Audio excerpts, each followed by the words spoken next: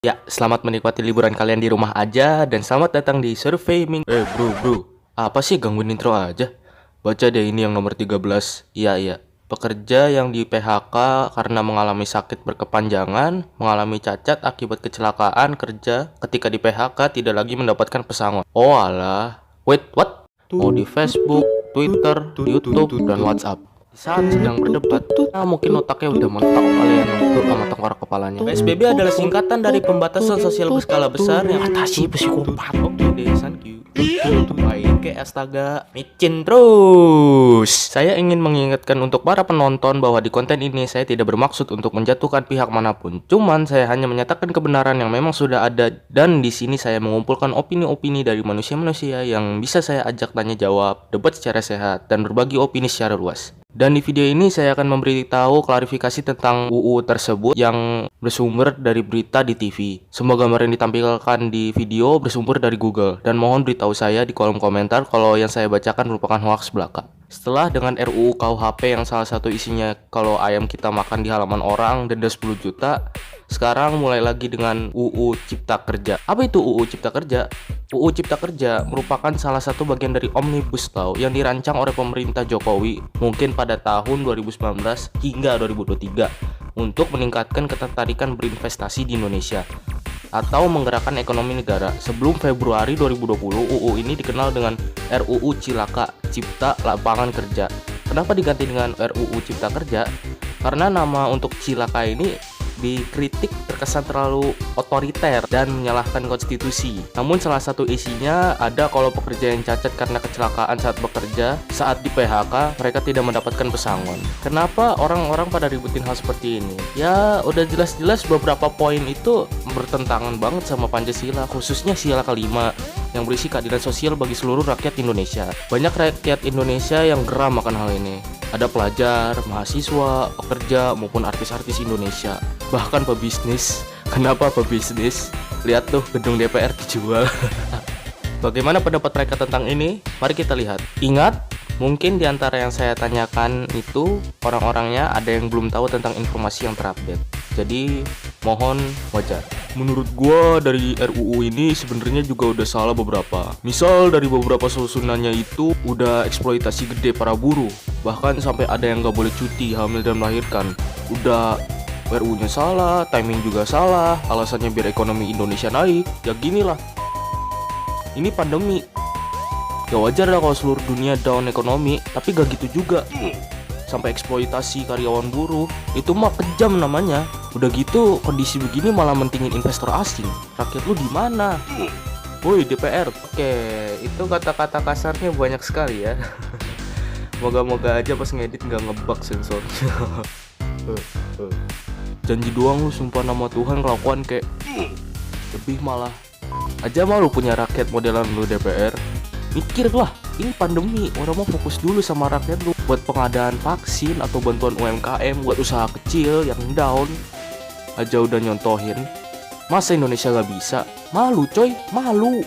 Sumpah, sampai orang-orang Indonesia pada mau pindah negara berarti emang udah bobrok banget.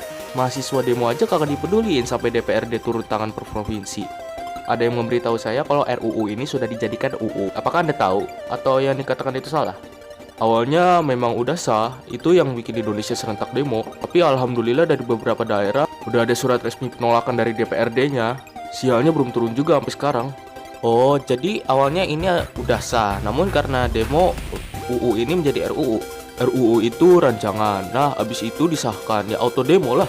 Bukan ahli politik dan RUU, takut salah dan malah menjadi hoax. Ya intinya kan yang dipermasalahkan tuh beberapa udah dikonfirmasikan adalah hoax. Presiden juga sudah angkat bicara, ada di TV. Ya, ketika saya sedang mengetik ini, Pak Jokowi sudah mengklarifikasi kalau salah satu pasal di UU Cipta Kerja ini yang tentang penghapusan UMR dan UMK dan beberapa pasalnya itu merupakan hoax belaka. Tujuan utama dari RUU ini kan untuk membuka lapangan kerja sebesar dan seluas-luasnya. Modal minimum untuk memulai usaha juga sudah dihilangkan. Cara membuat usaha juga tinggal didaftar. Semuanya simple kan. Nah, kenapa RUU ini mungkin terlihat atau terdengar lebih berpihak ke investor? Itu tujuannya agar mereka mau buat usaha di Indonesia.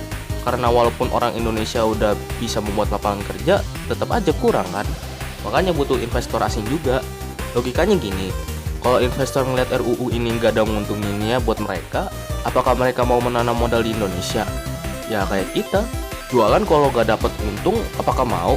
Makanya investor dibuat sedikit lebih untung daripada buruh. Tapi nggak tahu juga lah, aku nggak paham. Segitu banyak halaman belum ku baca juga, hanya bisa baca dari postingan orang-orang.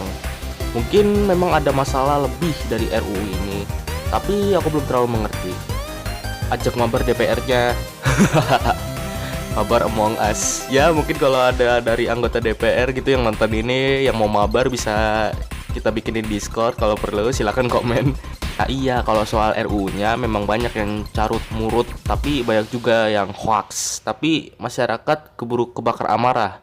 Ini rada out karena tentang respon umum. Banyak masyarakat atau buruh yang sebenarnya nggak tahu duduk permasalahannya apa, tetapi udah keburu kepakan hoax dan media.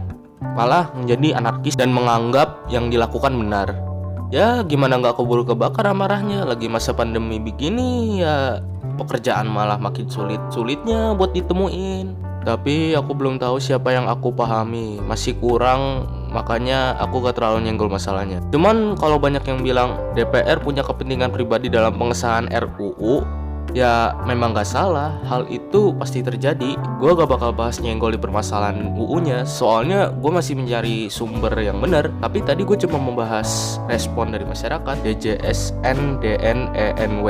Gak apa-apa, malah terima kasih banyak kan tuh. Mau membahas opini dari sisi manapun, yang penting kita saling berbagi informasi. Jadi intinya sih menurut gua hati-hati dalam bertindak, berbicara, dan menyebarkan informasi. Aside from masalah ini atau bukan, karena informasi gak semuanya bener, banyak banget hal yang ditutup atau diubah oleh orang-orang, jadi kita susah juga. Iya, karena yang bikin ringkasan dari RUU itu biasanya pada rushing atau terburu-buru dan fokus ke RUU yang salah. Karena kan RUU tuh pasti nanti dikupas lebih mendalam lagi di ayat atau pasal selanjutnya. Jadi mari gunakan sosmed dengan lebih bijak.